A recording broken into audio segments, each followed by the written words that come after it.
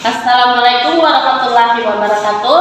Perkenalkan, nama saya Sutrisnawati Mahora, salah satu dosen di Universitas 19 November Kolaka yang berhome base di Prodi Pendidikan Fisika, Fakultas Keguruan dan Ilmu Pendidikan.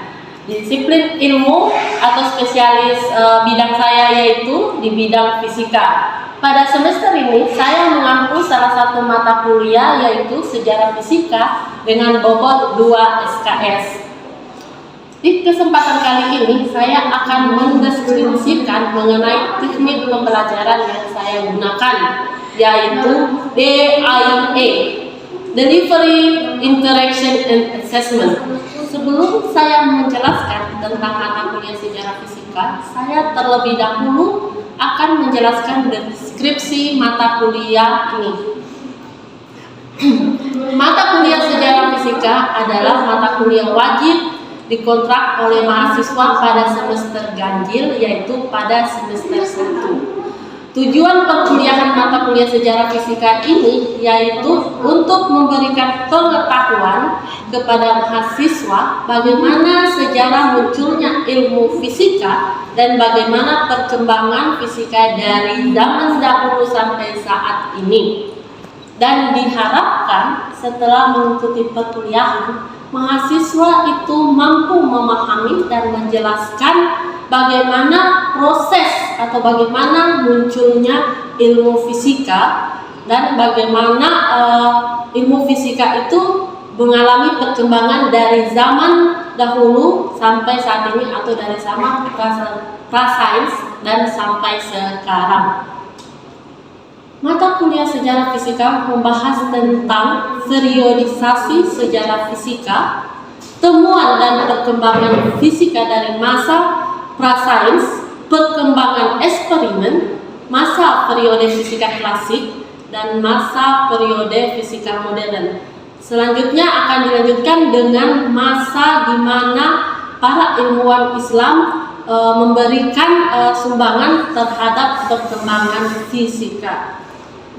Oke, setelah mengetahui deskripsi mata kuliah ini, maka saya akan menjelaskan mengenai teknik pembelajaran yang saya gunakan, yaitu DIA, di mana D itu delivery. Di sini bagaimana saya berinteraksi dengan mahasiswa dengan menjelaskan sistematika perkuliahan, baik sistem penilaian, referensi yang digunakan serta aturan perkuliahan yang saya sampaikan pada pertemuan pertama. Pendekatan yang saya gunakan di sini yaitu pendekatan kontekstual dengan model pembelajaran diantaranya ceramah, diskusi, tanya jawab, PBL dan studi kasus, serta beberapa model pembelajaran lain yang disesuaikan dengan materi perkuliahan. Di awal perkuliahan juga saya memberikan peta konsep untuk mempermudah mahasiswa mengerti materi yang akan saya sampaikan. Kemudian teknik yang kedua yaitu interaction, yaitu interaksi antar dosen dan mahasiswa, baik secara langsung maupun tidak langsung atau lebih dikenal dengan hybrid learning ya. Jadi secara langsung yaitu interaksi antara dosen dan mahasiswa di dalam kelas, dan secara tidak langsung yaitu menggunakan media sosial yaitu Google Meet, Zoom Room, dan WhatsApp Room, di mana tujuan penggunaan media sosial ini untuk mempermudah mahasiswa dalam proses pembelajaran ketika proses pembelajaran tidak dilangsungkan di dalam kelas. Teknik yang ketiga yaitu assessment, yaitu bagaimana sistematika pemberian nilai yang dilakukan dosen terhadap mahasiswa, yaitu berupa evaluasi. Evaluasi ini dilakukan dengan melakukan kehadiran yang diambil 10%, kemudian pemberian kuis, makalah, tugas lain, artikel serta presentase itu sebanyak bobotnya 20%, kemudian UTS 30% dan UAS 40%. Saya juga memberikan report kepada mahasiswa yang aktif di dalam kelas, yaitu ketika mahasiswa mampu menjawab pertanyaan dari dosen dan menjawab pertanyaan dari temannya, serta mahasiswa yang tepat waktu mengumpulkan tugas dengan memberikan nilai plus. Sedangkan mahasiswa yang terlambat atau tidak tepat waktu mengumpulkan tugas akan diberikan pengurangan nilai.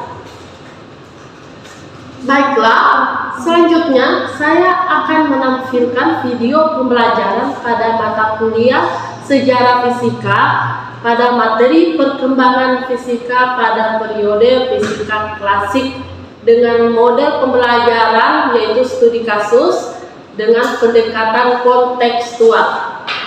Demikian video skripsi mata kuliah sejarah fisika. Di akhir kata saya ucapkan Assalamualaikum warahmatullahi wabarakatuh.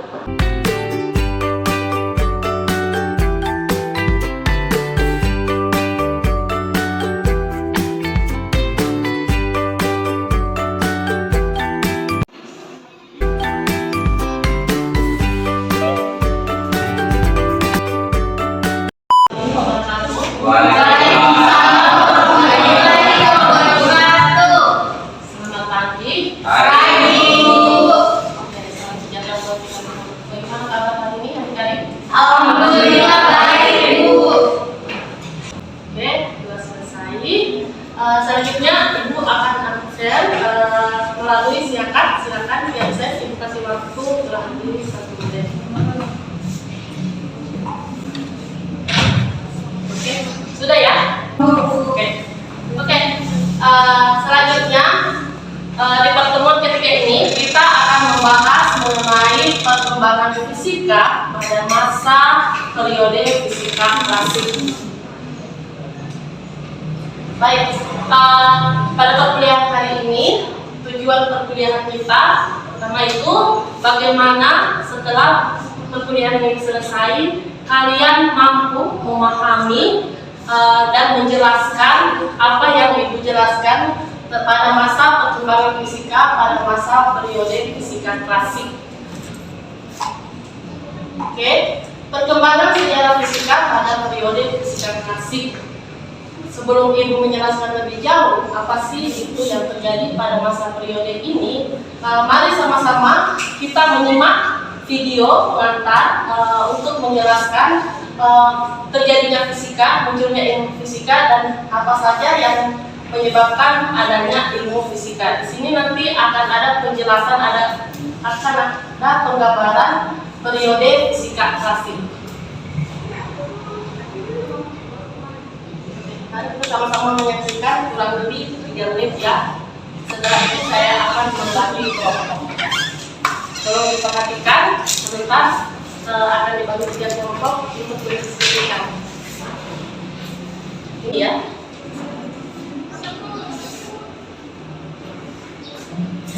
Peristiwa-peristiwa yang terjadi di dunia ini maksudnya ketika kita paham apa yang terjadi di dunia.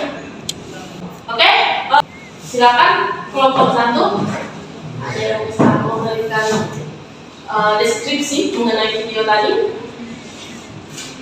Baik, terima kasih atas kesempatan yang telah diberikan. Saya mau dari kelompok 1 akan sedikit memberikan tanggapan dan dari video yang telah Ibu perlihatkan, di mana pada video tersebut kesimpulan umum yang kelompok kami dapatkan ialah semua materi yang ada di dunia ini itu masuk pada suatu peristiwa hukum dan dapat dimasukkan dalam peristiwa hukum dalam fisika. Kelompok 4 ada yang mau mewakili? Silakan. Siapa kelompok 4 tadi? Iya, silakan. Berdasarkan video yang kita dengar tadi, yang menurut saya yang bisa kami tangkap kurang lebih fisika itu merupakan suatu disiplin ilmu yang mempelajari tentang segala materi beserta gaya dan perilakunya. Oke, kelompok itu semua tadi untuk kelompok 3. Oke, saya buka berdasarkan video yang saya tonton tadi bersama teman-teman. kami menyimpulkan bahwa fenomena-fenomena yang terjadi di seluruh alam disebut dengan fenomena fisika. Oke, mirip-mirip ya jawabannya. Oke, jawabannya semua sudah bagus dan betul. Jadi fisika itu, munculnya ilmu fisika itu dimulai dari fenomena astronomi, ya. Jadi di video tadi itu menjelaskan bahwa segala sesuatu yang kita alami atau peristiwa atau kejadian yang ada di muka bumi ini merupakan peristiwa fisika. Oke, dari informasi video kita dapatkan, ya, bahwa apa yang kita lihat atau kita rasakan di bumi ini semua itu merupakan peristiwa fisika. Pada zaman eksperimen itu atau pada masa eksperimen itu mengalami pengembangan teori, ya, sehingga masuklah pada masa periode fisika klasik, di mana pada masa periode fisika klasik para ilmuwan menganggap itulah puncak fisika, maksudnya sampai disitulah fisika, ya. Tetapi ternyata ada beberapa, ya, pernyataan atau teori yang tidak bisa dibuktikan pada masa itu, kemudian dilanjutkan masuklah pada masa fisika modern, di mana periode fisika klasik sendiri itu terjadi pada abad ke-19 atau pada tahun 1900, ya, di mana secara teori atau secara materi fisika klasik itu adalah materi yang terpaket yang dikenal dengan mekanika klasik atau lebih umumnya kita sebut dengan konsep gerak, ya, konsep gerak. Kemudian pada masa fisika klasik ini ada juga kita kenal dengan materi elektromagnetik yang diturunkan oleh Maxwell. Ilmuwan-ilmuwan ini sudah ada pada zaman perkembangan eksperimen. Masih ada yang ingat nggak pada perkembangan eksperimen di minggu lalu yang Ibu jelaskan? Siapa saja yang ada pada saat itu yang sudah mulai melakukan percobaan atau eksperimennya? Dimulai dari masa pra-sains, mereka berteori, kemudian membuktikan di masa perkembangan eksperimen. Siapa saja? Dan Kesnida, salah satunya itu Isaac Newton. Oh ya, betul, Isaac Newton. Kemudian ada lagi Einstein. Ah, ya betul. Oke, itu ya Galileo Galilei. Oke, bagus, good, ya. Jadi pada masa perkembangan eksperimen itu sudah ada beberapa ilmuwan. Kemudian pada masa periode fisika klasik ini mereka membuatkan teorinya dengan melakukan eksperimen, ya, di mana mereka membuktikan bahwa gerak itu, ya, bahwa gerak itu berada pada masa fisika klasik. Oke. Kemudian pada masa fisika klasik masih ada teori lain yang muncul, yaitu teori optik dan panas dan energi, di mana sebagian besar materinya ini merupakan bagian dari fisika klasik sebelum mengalami pengembangan yang dilanjutkan pada masa fisika modern. Ya. Selanjutnya pada masa fisika klasik ini yang dipelajari itu cuma benda-benda yang besar. Benda-benda yang besar seperti itu, adik-adik ada yang bisa sebutkan nggak? Seperti apa? Bola ya. Bermain bola, bermain tenis meja, itu kan benda yang masih kita bisa lihat, ya. Jadi pada fisika klasik itu konsepnya itu benda-benda yang diukur berukuran besar, ya. Yang oke. Apa yang mau tanyakan sebelum Ibu lanjut? Oke, nah berarti sampai sini paham ya? Oke. Selanjutnya, selama abad 18 dan ke-19, hukum gerak Newton telah diuji dengan seksama. Hukum gerak Newton itu berkaitan dengan gravitasi yang berasal dari Kepler mengenai gerak planet. Makanya tadi Ibu bilang periode fisika klasik itu berkaitan dengan video tadi. Jadi fisika itu, munculnya ilmu fisika itu berasal dari pengetahuan astronomi.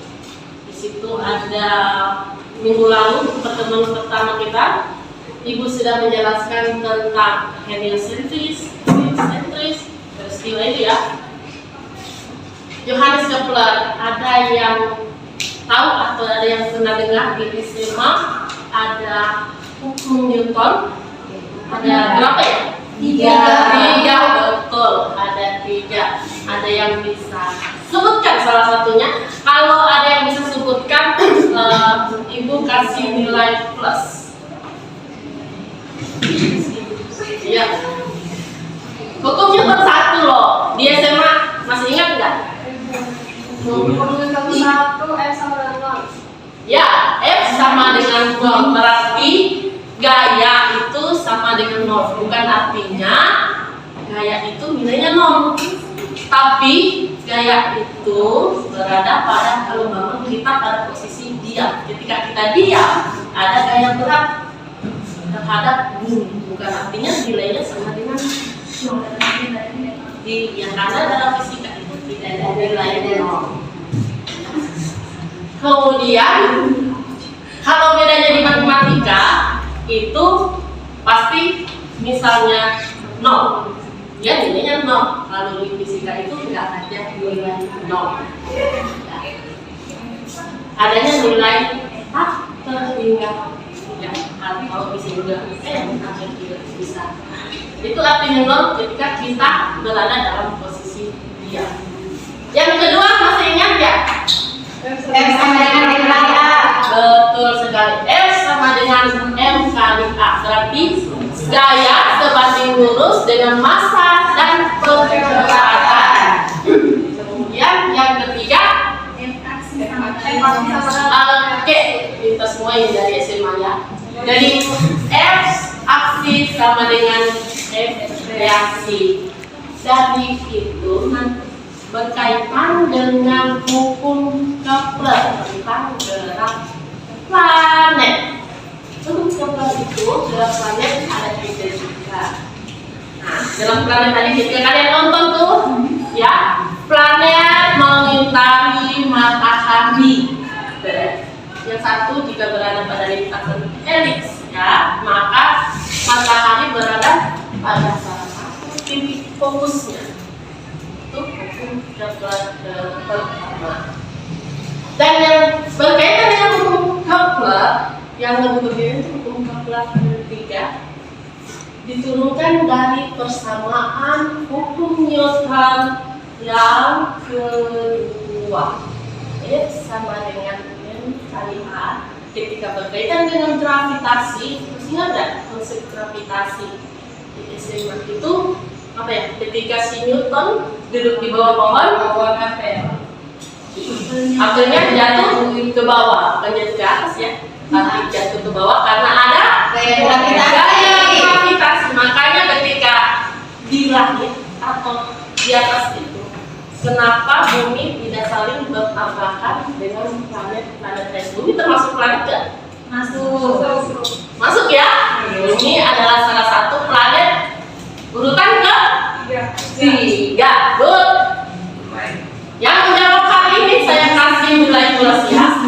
Oke, jadi bumi itu merupakan planet ketiga. Jadi kenapa bumi itu tidak bertabrakan dengan planet lain? Karena adanya gaya gravitasi.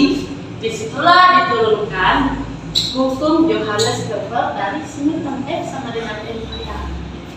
Di mana hukum yang berkaitan dengan Johannes Kepler itu F sama dengan G, ya, gravitasi M1 M2 R kuadrat. Dan selanjutnya teori tentang gelombang elektromagnetik si Maxwell, ya, itu mampu memperkirakan keberadaan gelombang, ya, keberadaan gelombang. Ini konsepnya dia tentang gelombang, ya, di mana dibuktikan oleh si Hertz dengan menemukan gelombang tadi. Di mana si pernyataan si Maxwell ini ketika dibuktikan oleh si Hertz ternyata benar. bahwa gelombang radio itu bisa memantul dan membias, ya. Itu terbukti benar. Makanya pada saat itu si Newton dan si Maxwell kekeh bahwa puncaknya fisika itu ya di periode ini nggak ada lagi. Ternyata tidak betul ketika mereka tidak mampu membuktikan konsep cahaya sebagai partikel maupun gelombang. Ya. Dari anggapan dasar ini atau anggapan dasar si ilmuwan-ilmuwan tadi, di mana mereka beranggapan bahwa semesta itu mirip mesin raksasa. Kemudian hukum Newton menyimpulkan bahwa tiap gerak itu selalu ada sebab akibatnya. Kalian ke kampus, apa yang menyebabkan kalian ke kampus? Mengikuti pembelajaran itu menyebabkan kalian ke kampus. Akibatnya, kalau kalian mengikuti pembelajaran, apa yang kalian dapat? Jadi menurut saya, sesuatu yang kita lakukan itu ada penyebabnya, ada akibatnya. Oke. Kemudian, jika diketahui keadaan gerak suatu partikel, maka gerakannya dapat juga diketahui jika pada sebarang titik di masa depan dan masa lalu. Pada saat itu mereka mengatakan bahwa jika ada partikel, ini berbicara partikel mengenai benda-benda kecil, ya, benda-benda kecil. Jika ada partikel yang tersebar, maka akan diketahui pergerakannya pada saat ini dan masa akan datang. Kemudian konsep cahaya sebagai gelombang.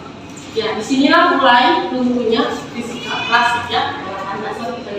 Cahaya sebagai gelombang. Sifat-sifat cahaya bisa dilukiskan secara lengkap dengan teori gelombang elektromagnetik Maxwell, dibuktikan oleh Thomas Young interferensi celah ganda. Jadi sifat-sifat gelombang itu bisa refleksi, ya, difraksi, bahkan membias atau memantul, ya. Itu akan lebih rinci dijelaskan ketika kita kuliah fisika dasar 2, ya, fisika dasar 2 tentang gelombang elektromagnetik. Karena di fisika dasar 1 kita akan lebih membahas mengenai mekanika atau tentang gerak. Kemudian partikel vs gelombang. Ketika mereka melakukan penelitian, ternyata energi, misalnya cahaya itu bersifat sebagai partikel, dia juga bersifat sebagai gelombang.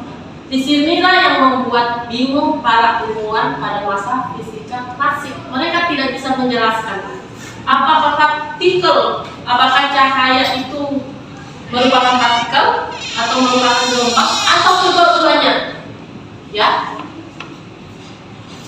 Kemudian sistem pengukuran pada waktu itu, jika sifat sistem dapat diukur dengan penelitian tak terbatas pada sistem atomik, bagaimana kalau pada penelitian terbatas? Hal ini juga tidak bisa dijelaskan pada masa periode fisika klasik. Oke. Dari pernyataan anggapan dasar fisika klasik ini yang tidak bisa dibuktikan, maka muncullah zaman periode fisika klasik. Bukan runtuh bagaimana, ya, maksudnya dilanjutkan lagi pada masa fisika modern. Sebelum Ibu mengakhiri materi ini, apa ada yang ingin ditanyakan? Atau sudah jelas? Jelas. Oke, jelas, ya. Jadi cerita mengenai periode fisika klasik itu seperti dimulai dari video yang kita tonton tadi. Cuma di video tadi tidak muncul ilmuwannya, ya, tidak muncul orangnya, tetapi di situ mengabarkan periode fisika itu dimulai dari apa, ya, kemudian memasuki masa fisika klasik. Tadi di video ada nggak yang bisa menggambarkan peristiwa fisika klasik. Ibu kan sudah cerita nih mengenai teori fisika klasik tentang hukum Newton, tentang teorinya tentang gerak. Seperti apa dari itu?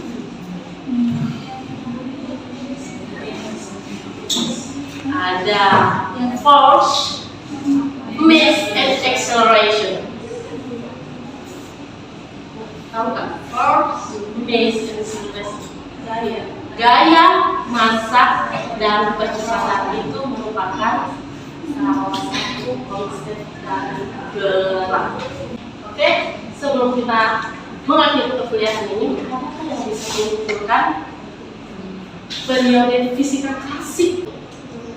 Oke, kalau lihat gambar ini ada nggak yang bisa menyimpulkan periode fisika klasik itu teori-teori apa aja yang kita bahas atau yang disampaikan oleh ilmuwan-ilmuwan kita yang diantaranya Newton dan Maxwell. Di sini kan ada gambar-gambar tuh. Tadi kan ibu tanya, ada yang ingin ditanyakan cara ibu anggap ada yang bisa menjelaskan. Asmida bisa mendeskripsikan apa kesimpulan dari materi perkuliahan kita hari ini? Baik, terima kasih Bu atas kesempatannya.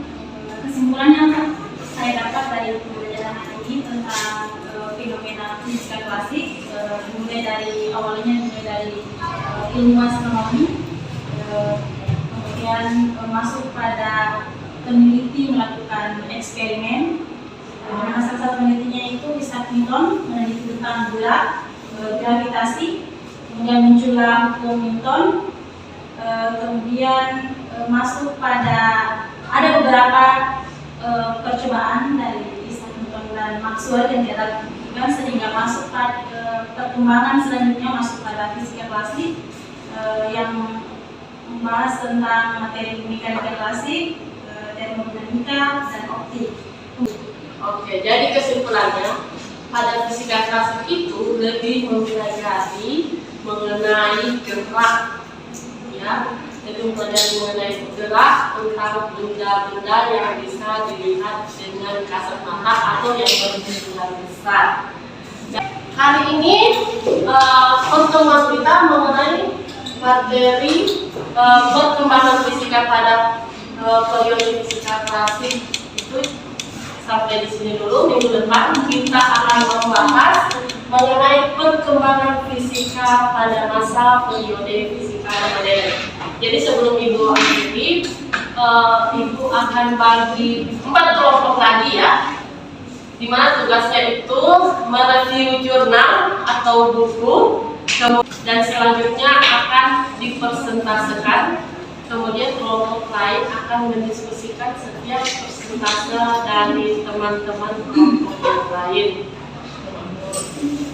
Jadi untuk mahasiswa atau kelompok yang tidak mengumpulkan tepat waktu, itu akan Ibu berikan pengurangan nilai seperti yang Ibu jelaskan pada pertemuan pertama kita ya.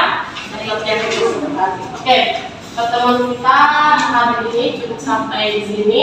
Ibu akhiri dengan ucapan Assalamualaikum warahmatullahi wabarakatuh. Waalaikumsalam.